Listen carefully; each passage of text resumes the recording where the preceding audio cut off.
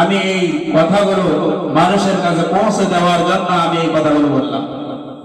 তাহলে মানুষ যদি এতে আমার প্রশংসা করে তাহলে এটা আমার জন্য একটি নগদ সুসংবাদ আল্লাহ তাআলার পক্ষ থেকে।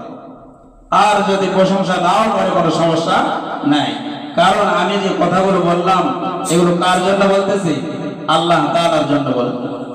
আমি যে কোরআন তেলাওয়াত করব এটা কার জন্য? আল্লাহ তাআলার জন্য।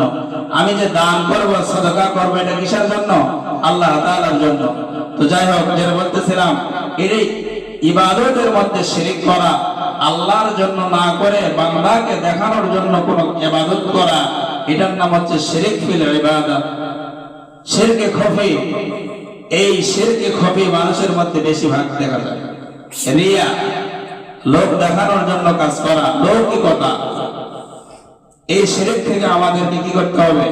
বেঁচে থাকতে হবে।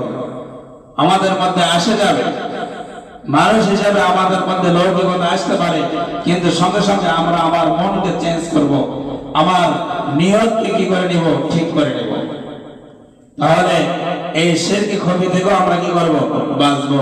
তাহলে দুই শ্রেণীর ব্যক্তিকে আল্লাহ তাআলা এই রাত্রে কি করে না? ক্ষমা করে না।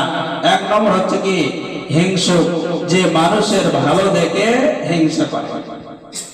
মানুষের ভালো দেখার পর তার সহ্য হয় না, এটা সে চিন্তা করতে থাকে যে এটা নষ্ট হবে কিভাবে, এটা কি হবে?